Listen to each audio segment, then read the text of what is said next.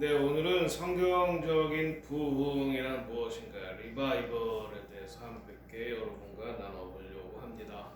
본문은 역대하 2장 7절에서 14절까지입니다. 내 이름으로 일컫는 내 백성이 그들의 악한 길에서 떠나 스스로 낮추고 기도하여 내 얼굴을 찾으면 내가 하늘에서 듣고 그들의 죄를 사하고 그들의 땅을 고칠지라. 네, 부흥, 이 리바이벌 영어로 리바이벌이 awaken, 대각성을 일으킵니다. 교회를.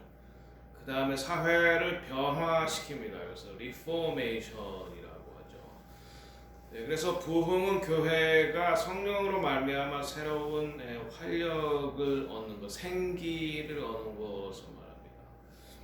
이 부흥은 영적 대각성으로 이어져서 교회가 깨어납니다. 인식이 달라지고 하나님 말씀에 대해서 새롭게 인식하게 되고 하나님의 뜻을 발견하게 되고 시대를 향한 하나님의 뜻을 발견하게 되고, 그래서 개혁으로 나아가는 것입니다. 사회의 문제점을 인식하고 개선하고 개혁하는 것입니다. 그래서 미국의 2차 대각성, 2차 대부흥 운동이 교회를 각성시킬 뿐만 아니라 교회를 새롭게 할 뿐만 아니라 노예 제도를 폐지시키는데 중요한 원인이 됐다, 중요한 동력이 됐다라고 학자들은 말을 합니다. 지금 에즈베리에서 부흥이 시작되었다, 혹은 부흥이 지금 시작되고 있다, 라고 말을 합니다. 켄터키주에 있는 에즈버리는 최근 학생 및 교직원들이 예배당에서 지속적인 예배와 기도 모임을 하고 있고 지금 부흥을 경험하고 있습니다. 그래서 이 미국 에즈버리의 부흥 운동은 미국 교회에 커다란 희망을 주고 있습니다. 미국 교회뿐만 아니라 세계 교회에. 왜냐하면 이제 잘 알다시피 미국에 있는 아주사 부흥 운동이 한국의 평양대 부흥 운동으로 이어졌듯이 이 미국의 부흥 운동이 항상 한국 교회에 영향을 미치지만 세계 교회에도 영향을 미치기 때문입니다.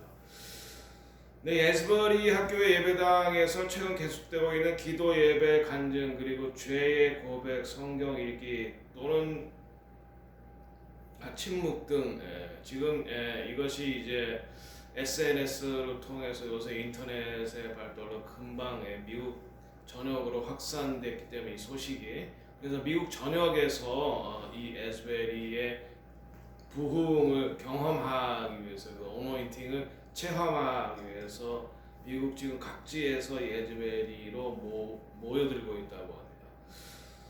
네, 그 부흥에 참석했던 한 분이 쓴 책인데 우리는 건물 안으로 들어가자마자 말 그대로 하나님의 임재를 느낄 수 있었다. 성령의 임재를 느낀다는 거죠. 열정적이고 진정한 예배, 부서짐, 기도하는 사람들 고야 화음으로부터 큰 소리로 노래하며 박수치고 간증하는 소리 이르기까지 성령님이 인도하시는 예배. 그러니까 이 예배는 누가 시작하겠다고 계획한 것도 아니고 예배가 끝난 후에, 그러니까 정규 채플 예배가 끝난 후에 일단의 학생들이 모여서 무릎 꿇고 회개하면서 기도하고 참여하는 가운데 이 성령의 부으심이 이루어져서 그때부터 지금까지 계속해서 지금 일주일 동안 이상 계속 예배와 찬양과 기도가 이제 지속되고 있다는 거죠. 프로그램 없었지만 완전한 평화, 규칙은 없었지만 완전한 질서가 있었다. 많은 감정이 있지만 감정주의는 없었다. 나는 하나님께서 이것을 어떻게 사용하셔서 복음을 가까이 그리고 멀리까지 전진시키는지 빨리 보고 싶다. 여러분 다 알다시피 리바이벌은, 부흥은 교회로 하여금 각성하게 아주 새롭게 말씀에 대해서 새로운 인식을 하게 되고 각성을 하게 되고 사회의 변화로까지 나아가게 된다는 것입니다. 그래서 우리가 성경에서 부흥이 어떻게 있었는가를 먼저 알아보려고 합니다. 구약의 히스기야의 부흥을 우리가 볼 수 있는데 역대하 31장 1절에서 22절까지 그 중에 중요한 구절을 말씀드리겠습니다. 히스기야 왕은 부친 아하스가 훼손한 성전을 복구하고 신앙을 개혁했다. 그러니까 이스라엘에서 몇 번의 부흥과 영적 대각성과 개혁이 있었는데 그 중에 하나가 히스기야 왕의 개혁인데 어떻게 시작되냐? 우상을 타파하고 성전을 복구했다는 것입니다. 우상 타파, 우상 숭배했던 것을 회개했다. 그리고 우상을 타파하고 성전을 복구한 다음에 남북 이스라엘 백성이 모두 참여하는 거국적인 유월절을 지켰다. 그러니까 이 동일한 패턴을 보이는 거죠. 회개, 또 우상을 타파하고 성전을 수리하고 교회가 각성한 다음에 뭐요? 하나님의 말씀을 지켰다. 이 유월절을 거국적으로 지켰다. 이것이 이제 성경의 패턴이고 부흥의 동일한 패턴입니다. 그 다음에 두 번째 구약 성경에서 우리가 볼 수 있는 중요한 부흥 중에 하나는 요나의 메시지를 듣고 회개한 니느웨 백성들입니다. 니느웨는 이방 사람이죠. 여러분 잘 알다시피 요나가 하나님으로부터 말씀을 듣습니다. 니느웨에 가서 하나님의 말씀을 선포하라. 40일 후면 니느웨가 망한다. 요나의 메시지는 아주 간단한 것이었습니다. 그러나 요나는 니느웨에 가서 니느웨가 회개함으로 하나님의 심판을 면하는 것을 원치 않았습니다. 왜냐하면 북왕국이 아수르에게 망했기 때문에 니느웨는 그 당시 아수르의 수도였죠. 그래서 요나는 니느웨로 가지 않고 정반대인 다스스로 가는 배를 타고 가다가 여러분 잘 알다시피 풍랑을 만나고 풍랑에서 누구 때문이라고 제비를 뽑았는데 요나가 뽑혔고 요나가 말합니다. 이 풍랑은 나로 말하는 거니까 나를 바다에 던져라. 그래서 바다에 던지니까 하나님께서 준비하신 큰 물고기가 요나를 삼키고 3일 밤낮을 거기에서 요나가 회개했을 때 하나님께서 요나를 그 물고기가 다시 토해내게 했죠. 그래서 니느웨에 가서 그가 전한 복음, 그가 전한 메시지는 간단한 것이었습니다. 40일이 지나면 니느웨는 하나님의 심판을 받는다. 그래서 그 요나의 메시지를 듣고 니느웨의 왕으로부터 모든 사람들이 다 회개했다. 그래서 하나님께서 니느웨 백성이 회개하는 것을 보고 니느웨의 심판을 연기하셨다. 라고 하는 거죠. 네, 그러니까 이제 부흥은 항상 회개로부터 시작돼서 하나님께로 돌아가서 하나님의 말씀을 따라 삶으로 하나님께서 심판을 미루게 하시는 것을 볼 수가 있습니다. 자, 그 다음에 신약 성경에서 니고데모, 밤중에 니고데모가 찾아옵니다. 니고데모가 찾아왔는데 왜 니고데모가 밤중에 찾아왔을까요? 사람들의 시선을 피해서. 그랬을 때 예수님께서 니고데모가 말합니다. 내가 진실로 진실로 너에게 이르노니 사람이 거듭나지 아니하면 하나님의 나라를 볼 수가 없느니라. 그래서 born again, 거듭나야 된다. 성령으로 나야 된다. 성령으로 거듭난다. 이것이 이제 리바이벌의 중요한 특징이라고 볼 수 있습니다. 죄를 회개하고 성령 세례를 받는 거죠. 죄를 회개하는 것. 이것이 가장 중요한 요소다. 그래서 성령으로 다시 물과 성령으로 거듭나지 아니하면 하나님의 나라를 볼 수가 없다. 하나님의 말씀을 이해할 수 없고 하나님의 역사에 참여할 수가 없다는 것입니다. 그 다음으로 이제 여러분 잘 알다시피 예수님께서 부활하신 다음에 승천하시고 예루살렘에 기다려라. 새 언약은 다 예루살렘에서 이루어진 것입니다. 예수님의 십자가의 죽음 유월절, 그 다음에 무덤에 갇히신 것 무교절, 그 다음에 초실절을 이루기 위해서 부활하시고 다 예루살렘에서 이루어진 거죠. 그래서 제자들에게 승천하시면서 예루살렘을 떠나지 말고 여기에서 성령의 임하심을 기다려라. 그랬을 때 이제 오순절에 드디어 마가의 다락방에서 예수님의 제자들, 그 당시에는 유대인 뿐이었습니다. 유대인들, 요즘으로 말하면 메시아닉 주들.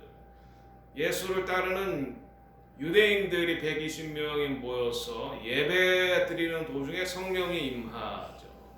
그래서 그들이 여러 나라의 방언으로 그 당시 예루살렘에 오순절을 지키러 온 사람들에게 복음을 증거하기 시작합니다. 네, 그래서 이제 사도 베드로부터 시작해서 이방인에게도 복음이 증거되기 시작을 한 거죠. 그래서 이렇게 성령을 받았을 때는 예수 그리스도의 증인이 되는 것입니다. 유대인에게 먼저요, 또한 이방인에게로다. 자, 그래서 이제 교회가 시작이 됐다고 봅니다. 교회는 유대인과 이방인이 함께 있는 것입니다. 에베소서 2장의 말씀처럼 유대인과 이방인이 함께 예수 안에서 함께하는 곳인데 먼저는 유대인이요, 그 다음에 이방인. 그런데 이것이 이제 교회가 3세기, 4세기를 지나면서 유대적인 뿌리와 단절하게 됩니다. 4세기 교부들이 유대인에 대해서 굉장히 험악한 말들을 했는데 그때부터 이제 유대인들과 단절이 됐는데 그러나 하나님께서 중요한 역할을 하는데 그것이 이제 모라비안 교도들입니다. 모라비아는 먼저는 얀 후스, 지금으로 말하면 체코슬로바키아죠. 마틴 루터 100년 전에 성경의 권위를 주장하다가 로마 교회로부터 화형을 당한 얀 후스를 따르는 사람들이 모라비안입니다. 그들이 박해를 받았는데 진센도르프가 이들을 자기의 영지로 피난처를 제공하고 거기에서 예배를 드리던 중에 1727년 8월 13일이라고 합니다. 그들이 성만찬 예배 중에 또 이 성령의 임재를 경험합니다. 부흥을 경험한 거죠. 그래서 이때부터 이제 24시간 주 7일 중보기도가 시작이 되고 또 이들이 성경을 읽고 로마서 1장 16절 먼저 이 복음이 먼저는 유대인에게 또한 헬라인에게다라고 하는 말씀을 묻고 유대인에게 먼저 복음을 전하고 그 다음에 이방에도 선교사를 파송한 최초의 이제 개신교 공동체가 되는 거죠. 또한 이것이 예루살렘에 성령이 임하고 사도들이 이방인에게 복음을 전해서 이방인들이 예수를 믿는 것을 보고 야고보는 그때 예루살렘 교회의 가장 중요한 리더였죠. 이것이 바로 다윗의 장막의 회복이다 이렇게 말합니다. 아모스 9장 11절에 나와 있는 거죠. 무너진 다윗의 장막을 회복시켜서 거기에 유대인과 이방인이 함께 하나님을 예배하고 하나님의 언약의 백성이 되는 것을 말합니다. 이것이 이제 24시간 주 7일 365일 예배와 기도 운동으로 발전이 되는 것입니다. 네, 그리고 이 모라비안 운동의 중요한 인물 중에 하나가 진센도르프죠. 진센도르프가 이 박해받았던 그리고 갈 거 없었던 얀 후스를 따르는 사람들, 모라비안 사람들을 받아들이고 그들과 함께 예배를 드리다가 부흥을 경험하고 그래서 진센도르프는 이스라엘의 회복을 위한 기도문을 정규 예배에 집어넣었다고 그래요. 유대의 회복이 우리 가운데 이스라엘의 회복이 우리 가운데 첫 열매로 있었으면 좋겠다라고 한 분이 바로 이 진센도르프였습니다. 네, 그래서 이제 부흥을 정리하자면 부흥은 교회를 각성시키고 사회를 변화시키는 데로 나아갑니다. 그러니까 지금 이번 에스베리 부흥이 어떻게 교회를 각성하고 사회를 변화시키는지 우리가 한번 지켜봐야 되겠습니다. 부흥은 말씀드렸던 대로 회개의 기도와 예배로부터 시작하는 겁니다. 죄를 회개하는 거죠. 그 다음에 부흥은 죄에서 돌이키고 악한 길에서 돌이키는 것을 말합니다. 지금까지 있던 삶을 계속 유지하는 게 아니죠. 지금 미국의 가장 큰 죄악이 뭡니까? 낙태,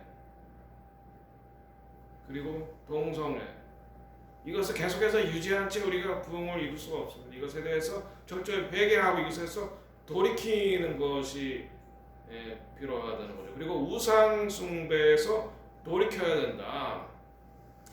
그래서 이 부흥은 우리의 삶을 개혁할 뿐만 아니라 하나님과의 관계에서 잘못됐던 것을 바르게 해주고, 우리가 하나님과의 관계가 바르게 되기 때문에 하나님과의 관계가 바르게 되기 때문에 하나님께로부터 우리가 은총을 입을 수가 있다. 그 다음에 이 부흥을 통해서 항상 복음이 전파되죠. 복음 전파에 우선 유대인과 이방인이 예수 그리스도 안에서 예수 그리스도의 보혈로 새 언약에 들어가는 거는 같지만은 유대인이 먼저 이방인, 왜냐하면 하나님께서 유대인을 먼저 선택하셨기 때문에. 그리고 예루살렘 초대교회의 최초의 성도들은 다 이방인이었고, 그들이 유대인에게 이방인에게 다 유대인이었고 그들이 이방인에게 복음을 전했는데, 지금은 성령 받은 이방인이 먼저는 유대인에게 그리고 이방인에게 복음을 전해서 완유맨, 에베소서 2장 16절 예수 안에서 완유맨, 한 새 사람을 만드는 것, 이것이 바로 이제 부흥이다. 네. 이방인에게 먼저 그리고 유대인에게 그리고 완유맨을 이루는 것, 이것이 바로 부흥이다 라고 하는 말씀을 여러분께 드리는 것으로 마무리하겠습니다. 기도하겠습니다. 하나님